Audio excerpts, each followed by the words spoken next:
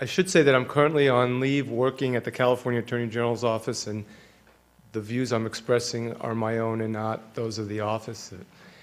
I also want to say that most of what I was going to say has already been said today. Of course, that won't stop me from saying them again in the best academic tradition, but I will try to say them quickly. No, I won't belabor the points that have already been made. What I'd like to do is talk about three things. One, provide a little bit more specific information about why it's so important to protect what California has already been doing. Two, I want to talk about some other issues other than cap and trade briefly that really are where the rubber hits the road: appliance efficiency, transmission, siting for renewables, and then give a little bit about California's perspective. So on the first issue, you've heard a great deal about why states' interests are important in protecting. I will just offer two additional points.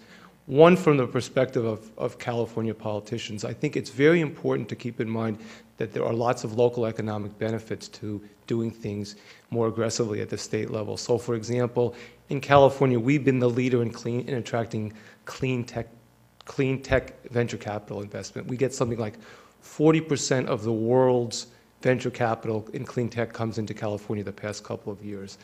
Likewise, promoting renewables beyond a federal limit results in 3 to 5 times more jobs, and those are local jobs, and if those facilities are sited locally, they're local tax benefits to California. The other point I would like to make just about our long-term relationship both with cars and regulating cars. We have, since 1967, been given special status under the Clean Air Act. It's very difficult for California to think about giving them up under a federal climate scheme. And the experience has shown that California has really innovated and led the nation in this area. We also have 32 million cars in the state. We have 5% of the cars in the world, which is a mind-boggling figure. So that just gives you some insight into the special relationship with cars and the auto industry here in California. So on the first point, some of why we want to keep doing what we're doing, and some of why California likes to brag.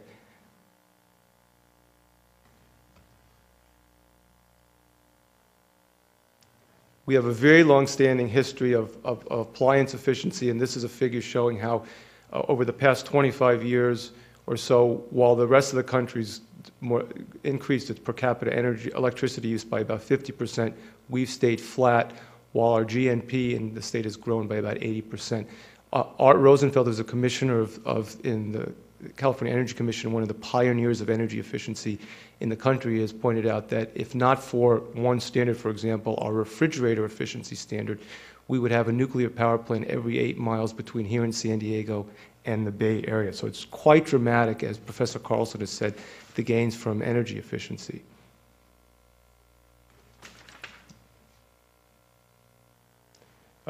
This is one of many things we've done in addition to AB 32. This is an emissions performance standard, which basically says we can't purchase any new power, any long-term contracts, unless it's as clean as a natural gas plant. So it prevents us from having long-term contracts for coal. We have an aggressive 1 million solar roofs program that's hopefully going to generate 3,000 megawatts by 2017 and be on 50% of new homes. This is AB 32. This gives you some sense of the magnitude of the challenge. It requires a basically 30% reduction from a business as usual model in 2020 between now and then. And some of the ways that the state's getting at this is a very aggressive increase in renewable energy. As Mary Nichols pointed out, we're contemplating increasing the renewable portfolio standard to 33% by 2020. Dramatic increases in energy efficiency, both in buildings and appliance and in industrial processes. Transportation, both implementing our special greenhouse gas auto regs, known as the PAVLI regulations, and implementing a low carbon fuel standard. And the cap and trade scheme that the state is implementing, it's worth noting that it's really it proceeds on top of a base of a lot of direct regulation. So it's estimated that 75% of the reductions that the AB 32 scoping plan will require will result from direct regulation or the renewable portfolio standard, efficiency requirements, and so forth. And only a relatively small fraction will actually be traded, will result from the cap and trade program. You've heard about the Western Climate Initiative, which our cap-and-trade scheme is leaked to, and you also heard Mary Nichols say that the longer and the more invested the state partners get in devising that program, the harder it is to just let it go without preserving some of the features or some of the provisions of a scheme. And the more expertise the states have, the more they want to weigh in on the design of a federal program. This is something that Professor Kaswan talked about. I think it's worth just highlighting for those of you who are not familiar with this.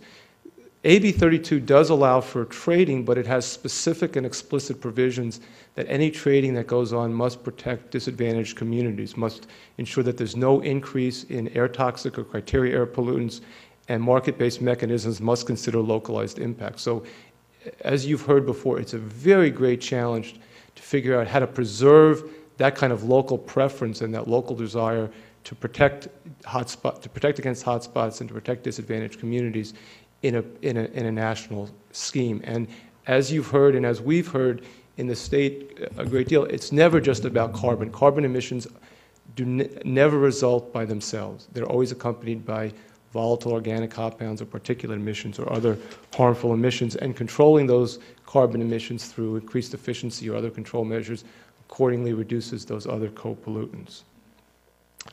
I want to mention some of the steps we've taken in California to deal with impacts from land use and transportation policy. We have a state version of the National Environmental Policy Act, the California Environmental Quality Act, and this graphic reflects that over the past 2 years, there's been a dramatic increase in the number of local agencies that are grappling with climate change in their planning and environmental review documents. It's been a very dramatic change. We also have many states, many cities and counties, well, that have adopted voluntarily climate action plans and green building ordinances.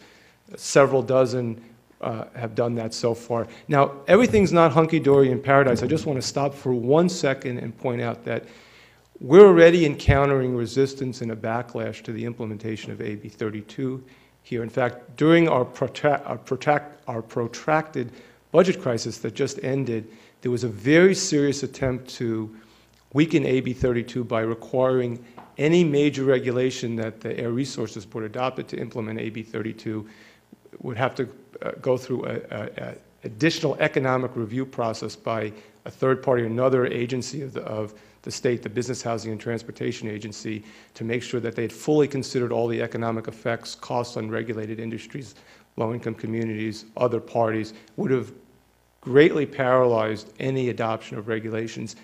And in the great desperation to pass a budget, it came surprisingly and frighteningly close to being adopted. So we're already seeing, as we face a recession here, as the costs of actually adopting and implementing our climate change programs become real to people, we're seeing a backlash, and we're certainly likely to anticipate that we'll see it more so in the next, in the months and years ahead as the provisions of the climate bills are actually fleshed out into law.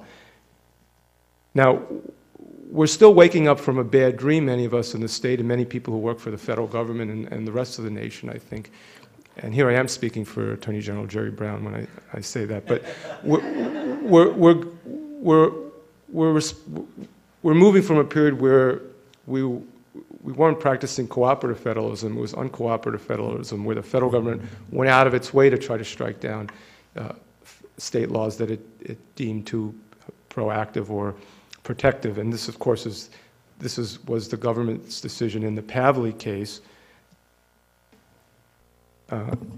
This is an example of something that was talked about earlier, where the government sort of reached out and through administrative regulation tried to preempt state law.